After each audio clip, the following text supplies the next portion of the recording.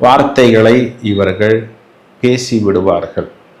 அதனால் என்ன ஆகும்னா, சில நேரத்தில் குடும்பத்தில் குழப்பம் ஏற்படுவதற்கான அமைப்பு. ராசிக்கு குரு பார்வை இருக்கு, தலைக்கு வந்தது தலை முடியோட போயிடும், இல்லை தலைப்பாகையுடன் போயிடும்னு சொல்லிக்கலாம். இருந்தாலும் அந்த சின்ன சின்ன டென்ஷன்ஸையும் இவர்கள் அவாய்டு பண்ணணும். அப்படின்னா தவளை தன் வாயால் கெடும், கூடுதலான வார்த்தைகளை கொடுக்காமல் பத்திரமாக இவர்கள் பார்த்து கொள்வது புத்திசாலித்தனம்.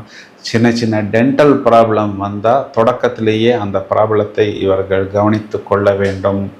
இதையும் தவிர இவர்களுக்கு கணவன் மனைவி உறவில் வார்த்தை பரிமாற்றம் கூடுதல் கவனம்.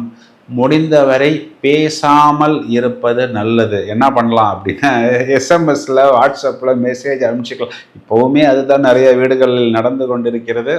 அதாவது அந்த வார்த்தைகள் மற்றவர்களை காயப்படுத்தக்கூடாது அப்படிங்கிறதுக்காக இந்த விஷயத்தை சொல்கிறோம்.